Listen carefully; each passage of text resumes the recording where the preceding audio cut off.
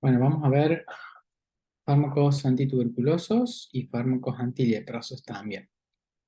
En la tuberculosis, los objetivos del tratamiento son destruir la población bacilar en multiplicación activa y prevenir la recaída. Son dos grandes objetivos, porque el primer objetivo se basa en que, primero, mejorar al paciente y segundo, evitar que ese paciente siga contagiando y deje de ser bacilífero. ¿Mm?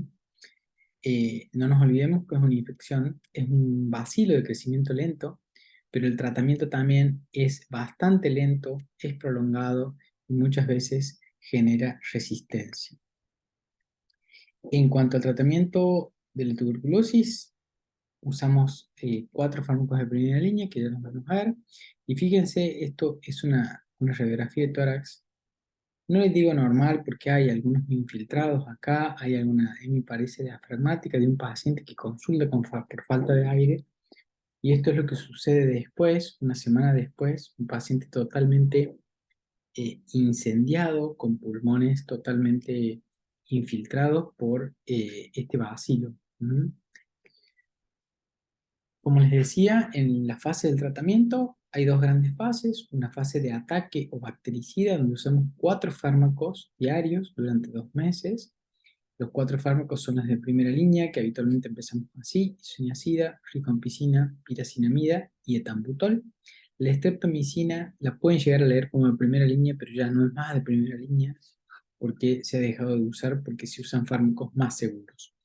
Y segundo, una fase de consolidación o esterilizante, que se utilizan 2 fármacos durante 4, 6 o más meses, dependiendo de la condición clínica y la localización primaria de la infección, donde habitualmente tratamos de preservar la isoniazida y la rifampicina. O sea, 2 meses de los 4 fármacos y habitualmente 4 meses sacando piracinamida y sacando eputambutol y dejando isoniazida y rifampicina que figuran acá. Estas son las dosis diarias de los fármacos, de los 4 de primera línea. Estos son los agentes de segunda línea. No hace falta que sepan las dosis, sepan cuáles son y para qué existen. Y volviendo a la clasificación, esto es importante. Primera línea, isoniazida, rifampicina, etambutol y piracinamida. Y segunda línea tenemos algunos aminoglucósidos que ya hemos visto, como amicacina, streptomicina, algunas quinolonas que ya también las hemos visto, como la levofloxacina o la moxifloxacina, nitroimidazoles, que son estos dos que están acá, rifamicinas, que es la rifabutina, la rifapentina y la rifampicina. Y después tenemos fármacos de distinto mecanismo de acción que también nos van a ayudar, sobre todo en la segunda línea y en la lepra, como por ejemplo la bedaquilina, la clofazimina, la cicloserina, el ácido paraminosalicílico, la etionamida y el linosol.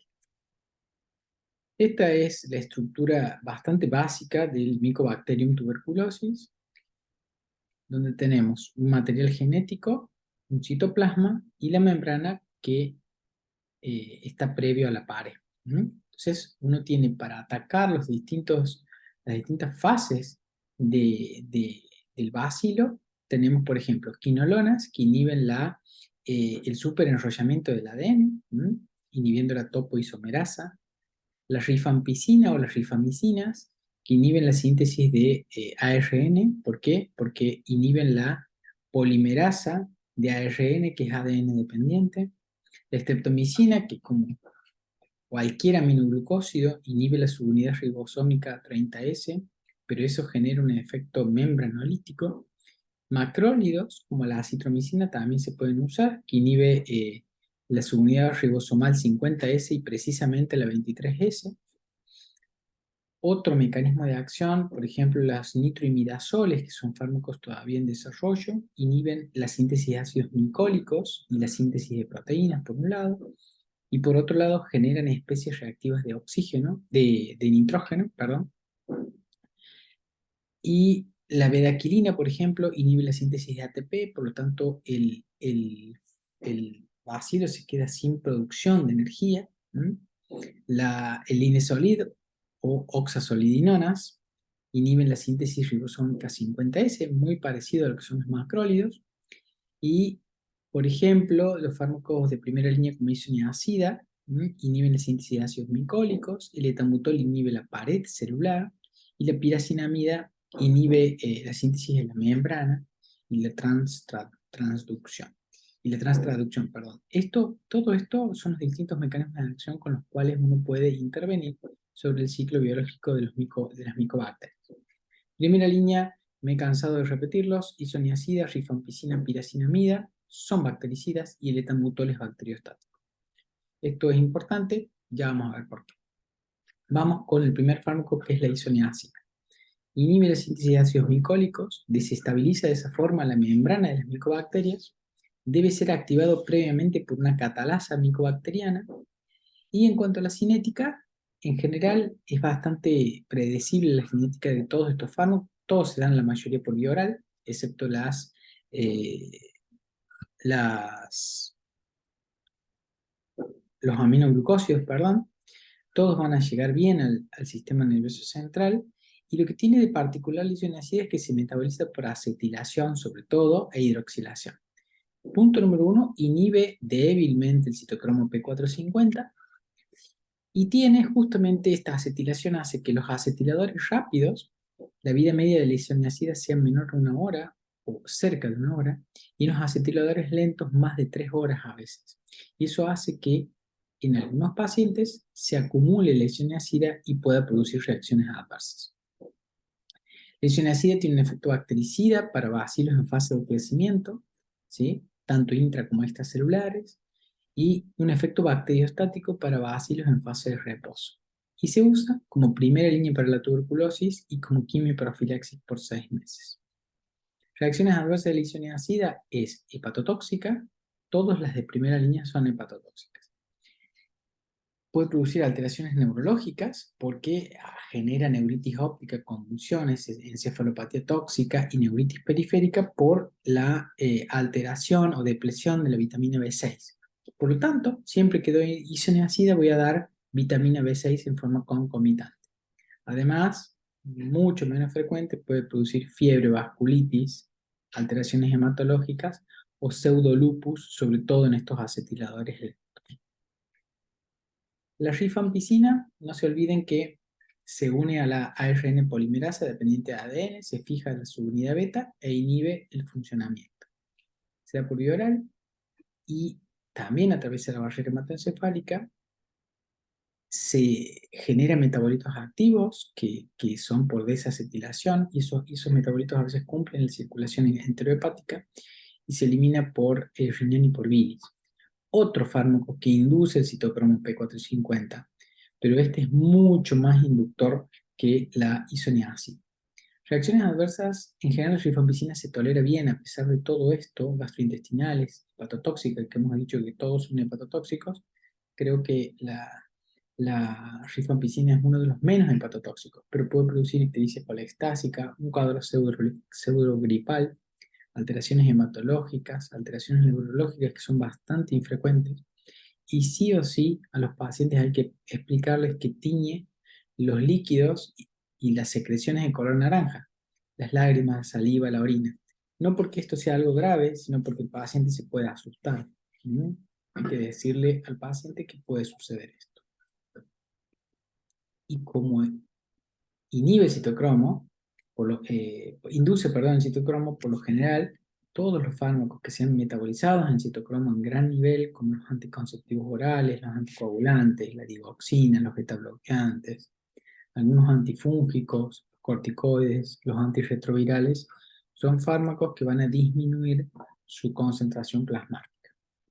Y además tiene muchas interacciones. ¿Por qué? Con otros fármacos, porque también es metabolizado por el citocromo, y fármacos que inhiben el citocromo, como el fluconazol, la claritromicina, pueden aumentar los niveles de rifampicina. Es bactericida contra la mayoría de las formas intra y extracelulares de las micobacterias, sobre todo tuberculosis, bovis, kansasi y algunas micobacterias atípicas. Es un fármaco de segunda línea para la lepra. Y como ya les había mencionado, también se puede usar como tratamiento y como profilaxis del Estafilococo aureus meticilino resistente, y se puede usar como profilaxis para el meningococo y la Haemophilus influenza, esto es para una meningitis. Otros usos que le puedo dar son la legionelosis, Escherichia coli, algunas pseudomonas, proteus y klebsiella. Volviendo a los usos y repasándolos, se usa para tuberculosis, para lepra, para infecciones por micobacterias atípicas como Kansasi, por ejemplo. Se puede usar junto a la vancomicina para infecciones por estafilometicilin resistentes, profilaxis por la meningitis y infecciones por legionela. El etambutol es el bacteriostático del grupo de primera línea, actúa sobre bacterias en fase de crecimiento, inhibe la arabinosiltransferasa, que es una enzima que está implicada en la síntesis de la pared. Como reacción adversa importante puede producir una neuritis retrovulvar, y esto hay que controlarlo claramente con algunas pruebas que ya vamos a ver cuáles son. Otras reacciones adversas más frecuentes que la neuritis pueden ser fiebre, artralgias, erupciones cutáneas o reacciones gastrointestinales.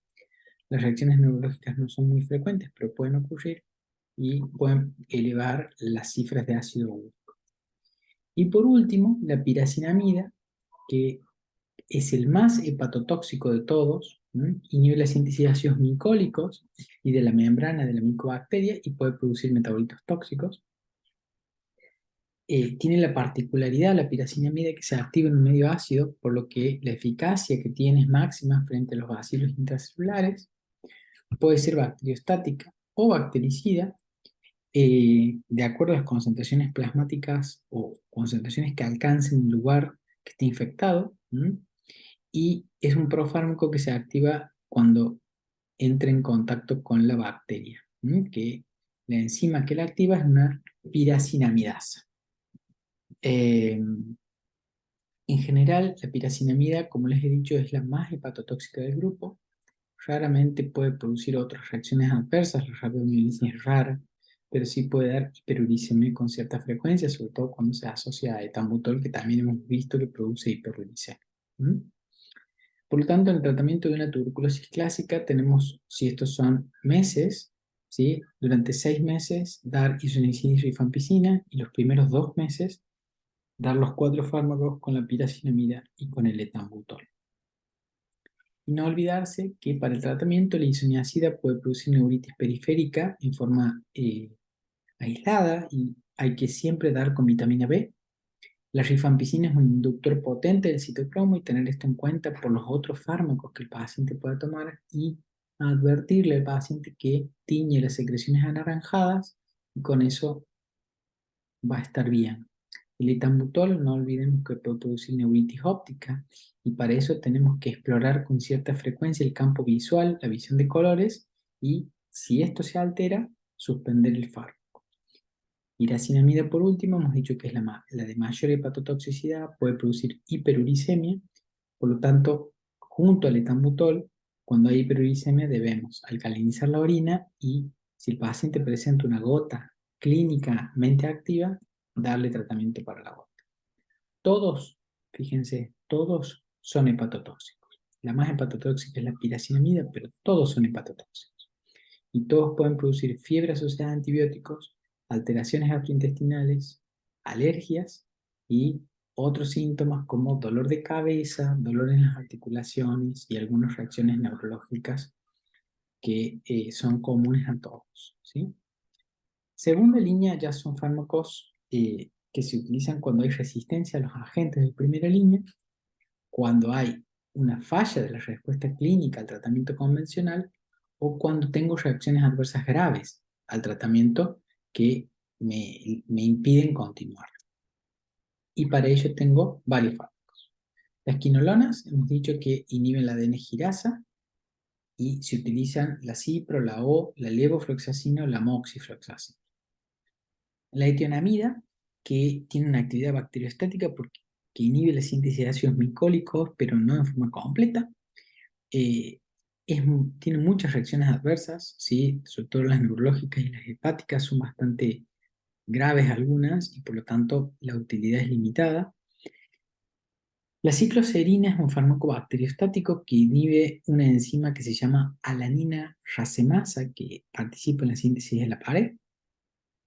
Este fármaco tiene algunas reacciones adversas neurológicas y está contraindicada en la epilepsia porque puede desencadenar crisis, pero aún así es un poco más segura que la etionamida. La streptomicina es un aminoglucósido que actúa sobre los bacilos intracelulares, ¿sí? En general no se utiliza más como antituberculoso de primera línea. No se olviden que los aminoglucósidos son todos hidrosolubles y siempre hay que administrarlos por vía intravenosa, ¿sí? El mecanismo de acción es inhibir la subunidad 30S, pero esto genera un efecto membranolítico y las principales reacciones adversas en los aminoglucósidos son la nefrotoxicidad, la neurotoxicidad y la ototoxicidad, totalmente contraindicadas en el embarazo en los niños. Estos son otros aminoglucósidos que se pueden usar, por ejemplo, la amicacina, la canamicina y la capromicina. El ácido paraaminosalicílico es un bacteriostático débil que suele asociarse a isoniazida y streptomicina, retrasa la aparición de resistencia. Actualmente está reemplazado por el etambutol y se utiliza solamente para recaídas y resistencias primarias. Delaminid y pretomanid son fármacos nuevos que están aún en fase de estudios clínicos que en condiciones de anaerobiosis inhiben la síntesis de proteínas y de ácidos glicólicos y generan especies reactivas de nitrógeno, como ya vimos antes. Son profármacos y deben ser activados, y el miedo que hay al usarlos es que prolongan el QT y predisponen a arritmias malignas en algunos pacientes. Otros fármacos son las oxazolidinonas, sobre todo el linezolid, que se puede usar tanto por vía oral como por vía endovenosa y que tiene un mecanismo de acción similar a los macrólidos, inhibiendo el 50S. La rifabutina y la rifapentina, que son fármacos, son rifamicinas que inhiben la ARN polimerasa, dependiente de ADN, al igual que la rifampicina y la beta-arquilina, que se puede utilizar también. Fíjense, todos estos son fármacos, son micobacterias que pueden producir cuadros parecidos a la tuberculosis o no, ¿sí? Hay algunos que son extremadamente difíciles de tratar, como por ejemplo el Mycobacterium ulcerans, ¿m? O el Mycobacterium abscessus, ¿ah? Son los dos de los dos más resistentes que hay. ¿M?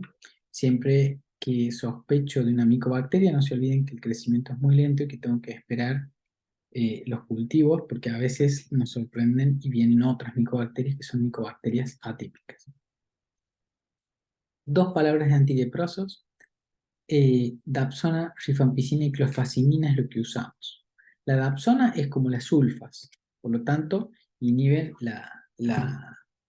la síntesis de ácido fólico y ese es el mecanismo de acción bacteriostático o bactericida que puedo tener. Se dan por vía oral y el problema de la dapsona es que puede producir metahemoglobinemia, hemólisis y demás reacciones adversas parecidas a las sulfas. Alteraciones de las series blancas, alergias, etc. La rifampicina ya la vimos, y la clofazimina tiene un mecanismo de acción desconocido, pero aparentemente hay una disrupción de la membrana, inhibición de la fosfolipasa 2, alteración de la cadena de electrones, del transporte de potasio y las bombas de flujo, y particularmente tiene efectos antiinflamatorios sobre acciones en los macrófagos, en las células T, en los neutrófilos, y el complemento que genera un gran alivio clínico en la letra. Se da también por vía oral y puede producir decoloración de la piel y de la conjuntiva. Nada más, muchas gracias, espero que les sirva.